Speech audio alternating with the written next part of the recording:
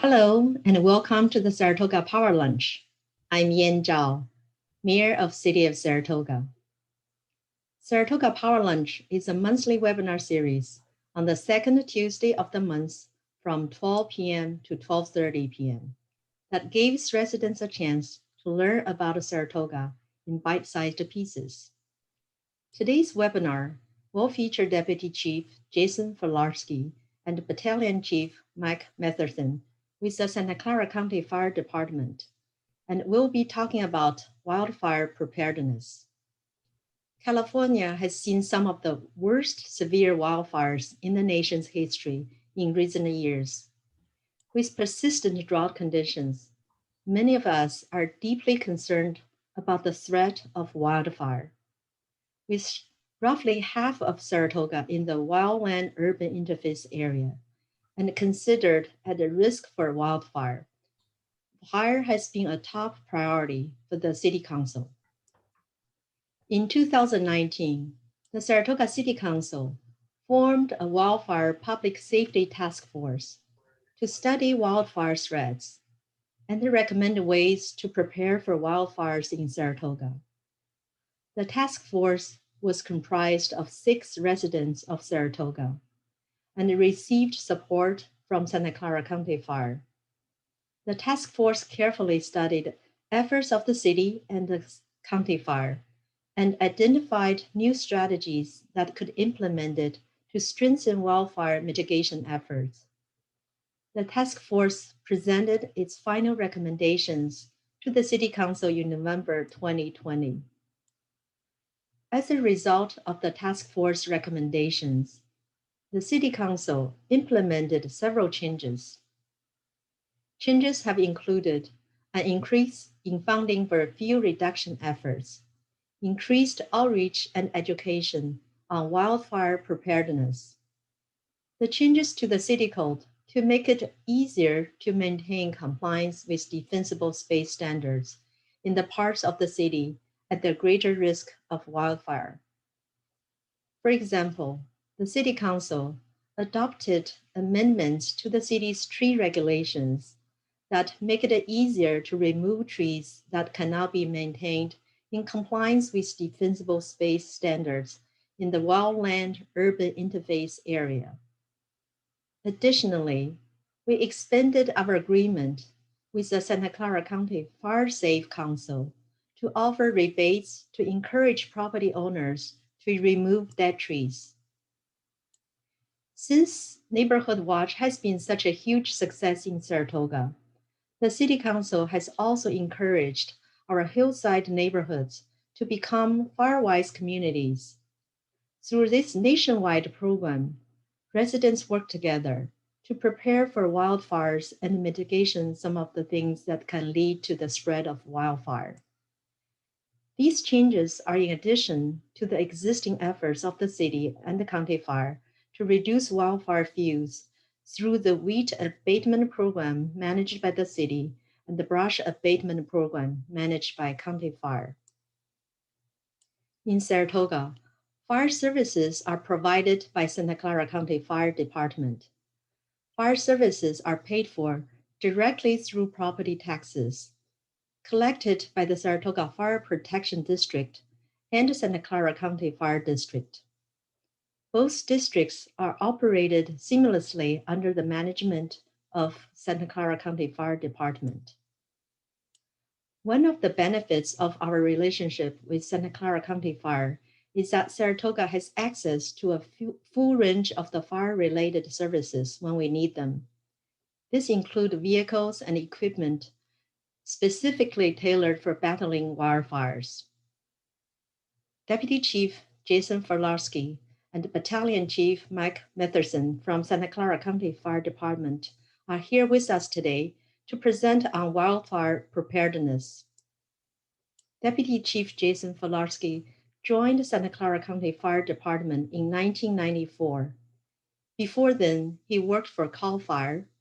During this time with Santa Clara County Fire, Chief Filarski has served as firefighter, engine paramedic, captain, battalion chief assigned to support services, and acting deputy chief of support services.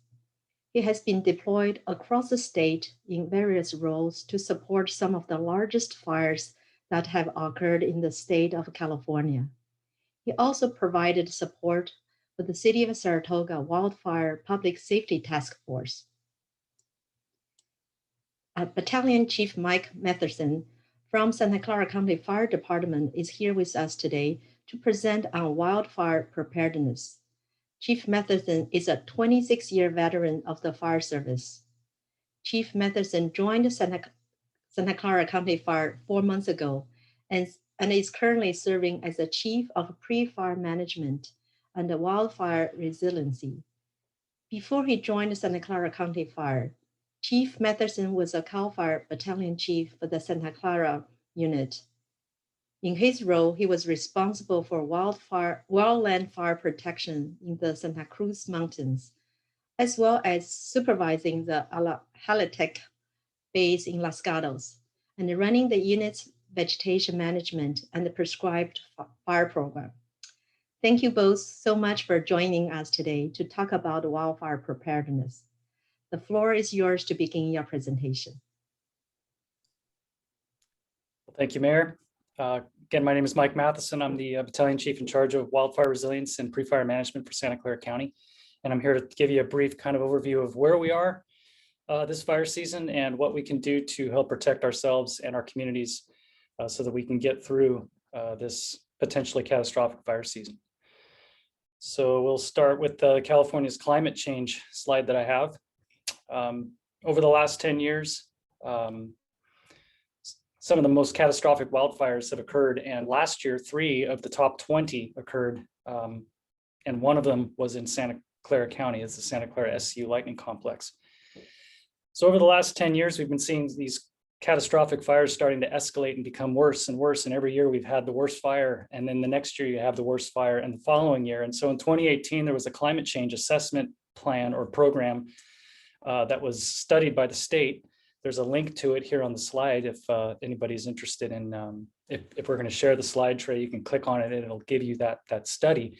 But basically the highlights of that 2018 climate change assessment was that our climate is changing and getting hotter and drier, extending our fire seasons where they used to go from like May until about October. They're now starting as early as March and burning as late as January, depending on when our first rains occur. And the forecast was that areas burned by wildfires could increase by 77%. And that has definitely happened in California. This year alone has been the 3rd driest year on record for California. 8 of the last 10 years have been drought years and below average rainfall for California. And Governor Newsom just, I believe last week, declared a drought emergency for Santa Clara County. So now there are 50 of the 58 counties within the state are under some sort of drought emergency. And that was extended again last week to Santa Clara County. Next slide. So this is our most current drought monitor. And I think something to take into account is if you look closely at that chart to the right, last year, there was only 58% of the state was abnormally dry, and 2.5% of the state at this time last year was in extreme drought. This year, 100% of the state is in some sort of moderate drought, with 85% of it being extreme and 33% of it is exceptional. This chart is expected to get worse as the summer goes on because we are not within our rain season. This is indicative of what I'm going to be speaking to in the future here regarding fuel moisture. Without our normal rainfall, not just last year, but the 8 out of the last 10 years, our vegetation, our trees, our brush are all extremely stressed and drier than they normally would be for this time of year. Next slide. So we have a program with Santa Clara County Fire where we've done some webinars. They're available on our website. They've been recorded. We did them back in April, called Ready, Set, Go. And they're about an hour long, and it goes over things that I'm going to really condense this afternoon, but it goes over things that you can do as a homeowner and as a community member to protect not only your property, but yourself in the event of a wildfire. So next slide. So the first part is being ready, and being ready is readying your house. So a lot of people ask me when I'm out doing some assessments of communities, what can we do to protect ourselves? And well, the first part is defensible space around your home. And a lot of this, again, is on our website, so you can actually access this program on your website. But we recommend having 3 areas or 3 zones in which you harden your house. And hardening means protecting it from catching on fire in the event that a fire were to come through the community. One is to create a zone within your 5-foot area of your house, removing anything that's flammable, from leaves to mulch. Mulch is a very popular ground cover, and mulch is extremely flammable. It will catch fire and it will carry into your decking. It will carry into the siding of your house. Wood piles, scrap wood piles, propane tanks that are close to your house should be hardened and cleared within 5 feet of the house and of the tank. And then extending out further to the 30-foot zone, you want to be able to start thinning some of your vegetation, limbing your trees 6 to 8 feet, removing some of the flammable brush or weed whacking any of the grass that's growing below it, which is going to thwart or stop fire from going from the ground and reaching what we call the crown of the fire. Once the crown or the tree of the fire is on catches, the ember cast from those trees is what causes houses to catch fire, with landing within 5 feet of your house, getting into the mulch, getting into your gutters that have leaves or needles that haven't been cleaned in the last 6 to 8 months. Those are all things that are going to catch your house on fire if they're not addressed. And then looking at some of the things that you can do for your home, dual pane windows versus single pane windows, making sure that if you are going to leave or be ready to leave, that your windows are shut, your drapes are closed. Anything that's going to keep an ember from lying into your house and catch your house on fire from the inside should be mitigated prior to leaving. And then there's also a couple of links at the bottom there, Alert SCC and the Ready to Go, which has a lot more information on this that I'm presenting right now. And those links are at the bottom of this slide. Next slide.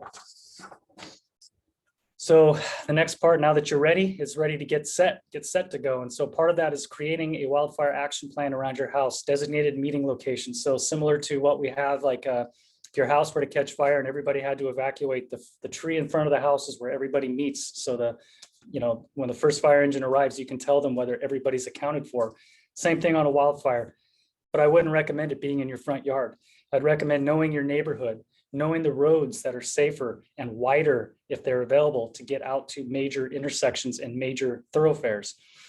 Setting up a space close by your house, a local high school, a library, your favorite restaurant to meet up in the event that you all have to evacuate and you may not necessarily be in the same spot when you go. And also making sure that you have your stuff packed that you're going to need for the next 3 to 5 days, maybe a week: medication, food, water, change of clothing, your pets, cats, dogs, all of these things. You don't want to be running around the house with 5 minutes to spare. These are things that you should be thinking about ahead of time. And when the evacuation order occurs, you should be able to hopefully quickly gather it, have it all staged in one spot, your animals with you, off you go to your pre-designated meetings location. Next slide. And then obviously go, making sure that your house is prepared. Windows shut, drapes closed, doors shut, your packs, your medications, your water, your food, your change of clothing, your animals, and leave early. Don't wait. You may get an evacuation order and then the smoke looks as if it's 5 to 10 miles away. It's better to get out early before everybody tries to get out when the fire's down the street. Getting out early ahead of time allows us an opportunity to get in there to protect your homes without having to navigate against traffic, so to speak. A lot of the roads were not necessarily made for a large amounts of vehicles at one time. And so if time allows for you to get out, I would recommend that you leave early. Next slide. So we're going to go into what an evacuation order is versus what an evacuation warning is, and a shelter in place. So an evacuation order, and I think that this is one of the questions that we're going to be discussing later, but really quickly, an evacuation order is that there is an immediate threat to your life and property. within the next hour, and that's if you're lucky, your house is going to be impacted, or your community may be impacted by a fast, rapidly expanding vegetation fire. And an order means to go now. That's why it's so important to have your things set aside and ready. Your cages for your animals, your go packs, your change of clothing, so that you're just ready to get up and get out as soon as you can.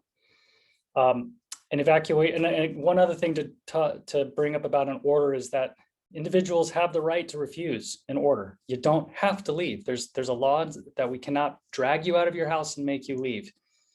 However, you've got to understand that if you do choose to stay, if the situation becomes untenable for the firefighters and we pull out, we are not going to be going back in to get somebody who has been given an order to evacuate. We are not going to stretch all of our resources to get that one person. We ask that you leave so that all we have to do is now try to put out the fire, keep it from burning your house down or protecting your house. If you do leave, you will not be able to come back in until the repopulation happens. So you don't have to leave. We recommend that you do, but if you do leave, know that if you forgot something, chances are you're not going to be able to get back into your house for the next, 24, 48, 72 hours, which is why you have that go pack. Evacuation warnings. So a warning is you have a potential life threat to your property or to your person. And that could be anywhere between 12, 24 hours. We have a fire that's starting and it's moving forward, or we have a wind event that's being forecasted to occur in the next 24 to 48 hours. You may see that your community is under an evacuation warning based on some of those considerations. That is a warning is not necessarily you got to go right now, but it kind of goes back to what I was talking about, getting out early. If my community's in a warning state and a couple of communities, very close to me are in an order, chances are I'm going to have an order here within the next 24 hours. Maybe it's time to start looking for a place to stay with a relative, or getting out of harm's way ahead of time before it's an order. You can stay informed. There are a number of websites, and I know the county has updated websites on evacuations that you alert SCC, and news media, the radios all have updates that are current as they can be on when your communities may be impacted. And then shelters in place. Shelter in place is used sometimes when we have a fire that we're able to access, and we have strong confidence that we're going to be able to get controlled, but we're going to need the roads to stay clear. And if the shelter in place order is given, that's not going to inundate the roads with a lot of evacuated people. That allows us to get our access with our equipment and our fire engines and water tenders up there to get that fire extinguished prior to becoming a problem where we have to issue an order or a warning. The shelter in place, you're not going to see that very often. You're most likely going to hear an order or a warning. And then next slide. So evacuation coordination is very important, and we work hand in hand in a unified command structure with our law enforcement partners. The fire department during a wildland fire will order the evacuations, but the law enforcement, the sheriffs, the police department, they are going to be the ones going door to door with their loudspeakers, knocking on doors, confirming that people have left, ushering them through the evacuation zones. Sometimes you'll have some firefighters come through there, but primarily it's law enforcement that helps us with that. Information is shared via emergency alerts, Alert SCC, our social media accounts. I know that Saratoga has their own social media. Santa Clara County Fire has its own social media, and any order or warning is going to be relayed on those platforms. Routes determined are based on location of the fire. So that's where we go back to talking about knowing your community, knowing your neighborhood. If a fire starts on this side of the community, I'm going to take this road to get out that way. If it starts on that side of the community, I'm going to take this road to go out to the north or to the south. Knowing multiple routes of travel away from your community are important. Okay, next. And finally, we're going to go into some red flag warnings. And I think this might have been a question as well at the end, but red flag warnings are issued by the National Weather Service. They're usually issued about 24 hours ahead of time.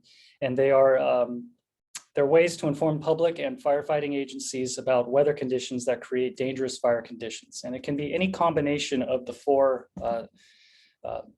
components below me listed there: low relative humidity, strong winds, dry fuels, and potential lightning. Humidity is the measurement of how much moisture is in our air, which translates into how much moisture is on the top of the vegetation that's currently burning. So this morning, we had a great robust fog bank. We had some moisture on our vegetation. Relative humidity is very high.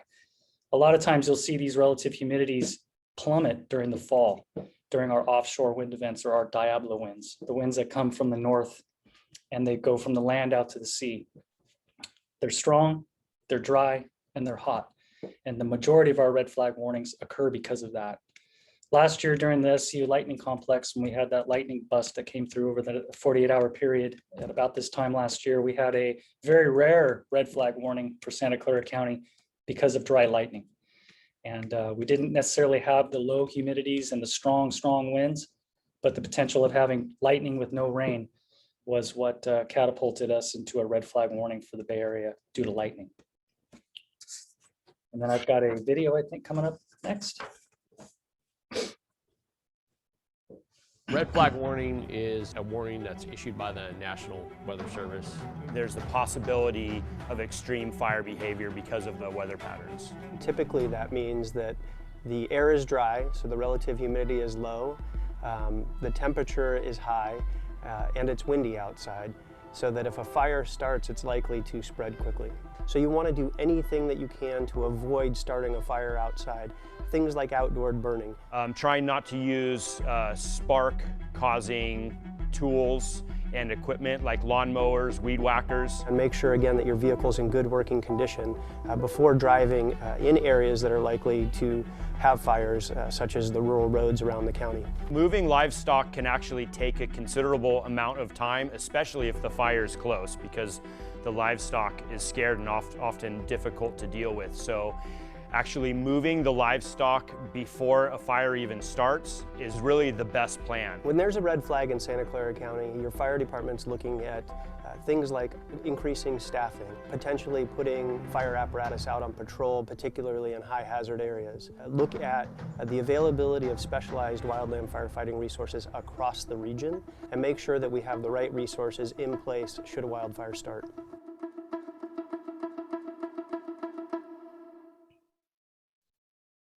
Okay, my final slide will be Flag warning is what can we do? What are we doing and what can you do? So what the Santa Clara County Fire Department has done is the first step was to create the position that I'm currently in, which is the Chief of Wildfire Resiliency.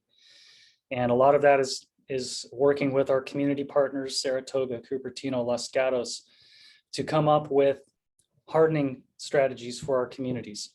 A lot of that has to do with fuel reduction. And so fuel reduction is creating hardened evacuation routes, removing and thinning. It's not like completely annihilating a hillside till bare dirt. What we do with fuel reduction is what we call shaded fuel breaks, where we're able to leave mature trees, limb them up, and remove ladder fuels from underneath them. It looks very park-like. It has shade, so the humidity is usually higher, the temperatures are lower, and the idea is to lessen the impact of a moving aggressive fire by taking away the ground fuels, which allow it to get into the canopy, and getting it out of the canopy onto the ground.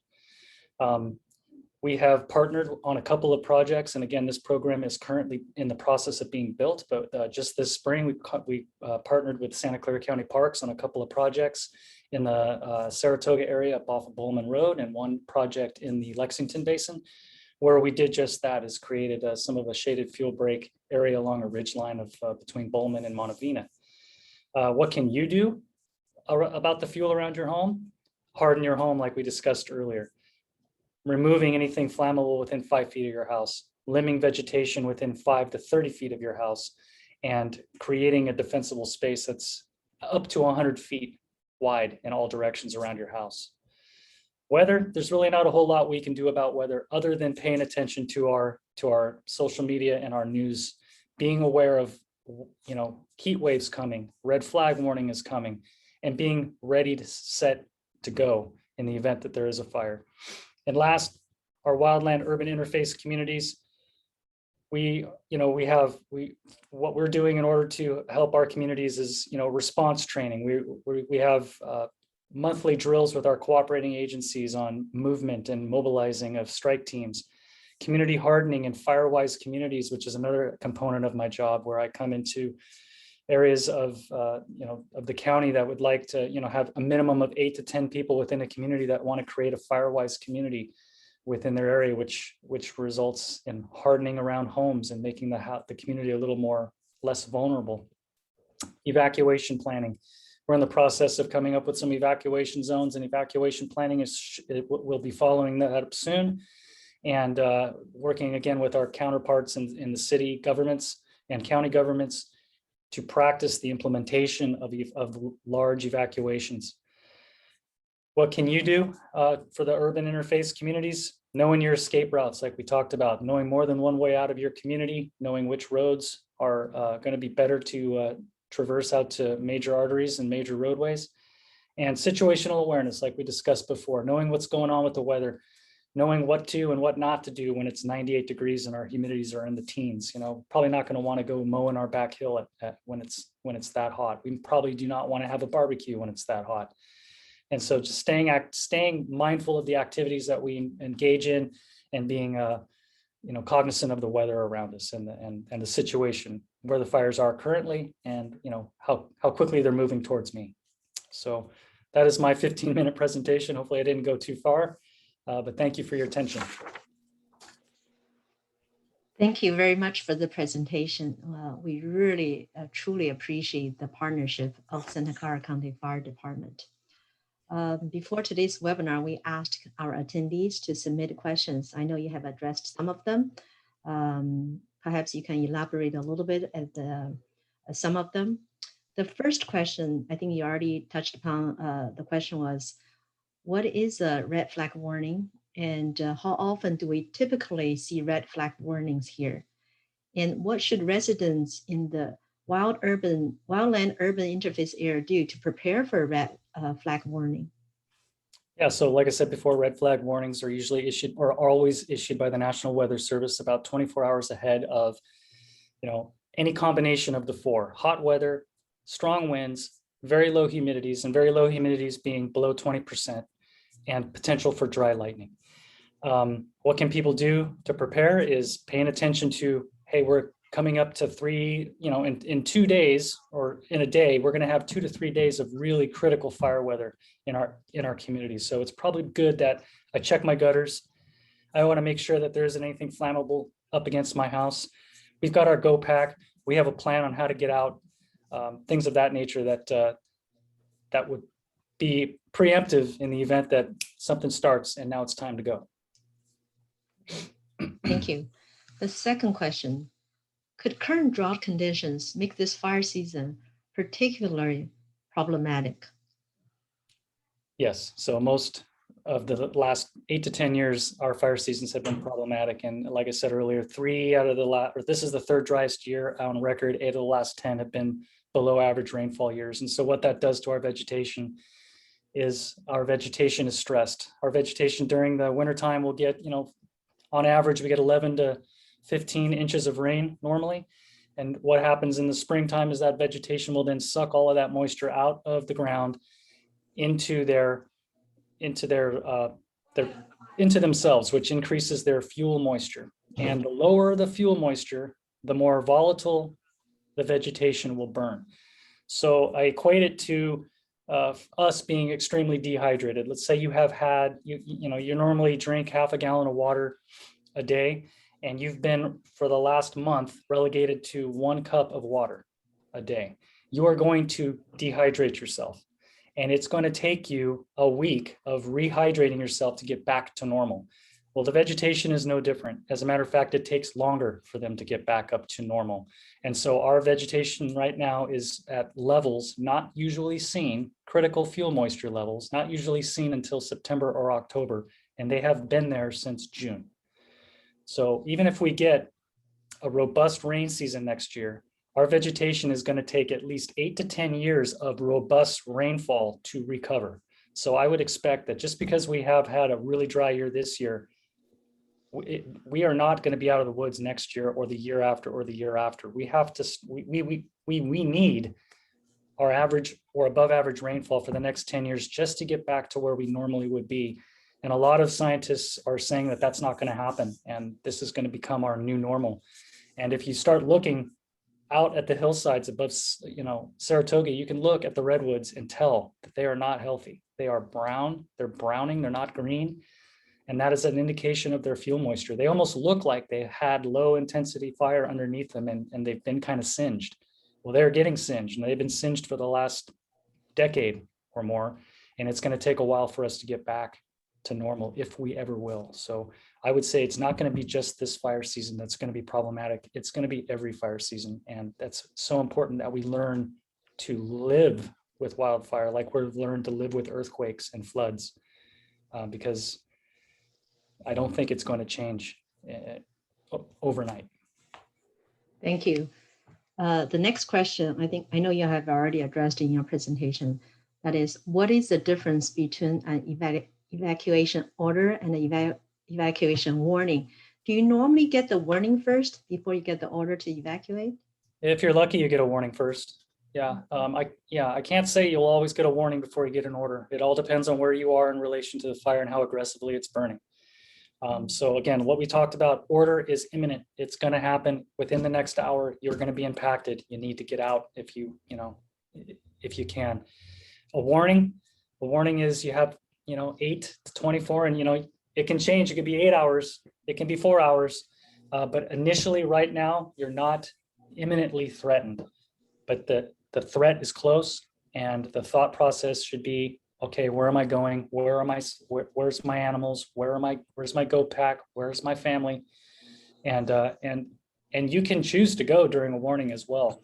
If you choose to stay, at least pack your car and be ready to go when that order occurs. Okay, thank you. The next question, what is defensible space and how does it help reduce wildfire risk? Yeah, so defensible space, again, we talked about is our home hardening, our 0 to 5 feet, removing anything that's flammable, cleaning the gutters, making sure our windows are closed and our vents are covered in our attic. 5 to 30 feet, almost 100 feet if you can, limbing our trees up 6 to 8 feet, removing our ladder fuels from underneath. That's hardening your home. That is making your home, and I will tell you this from experience, a hardened home is going to be safer to take shelter in than a very flammable vehicle.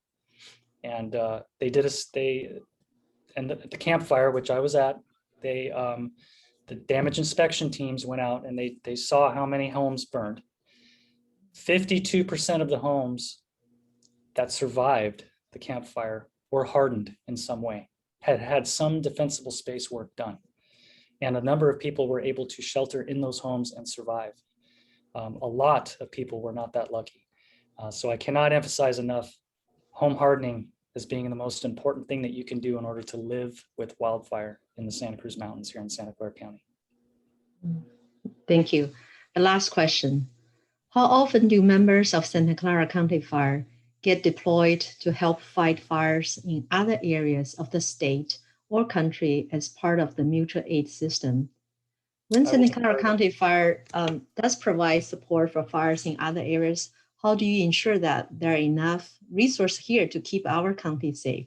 I will defer that to Deputy Chief Filarski.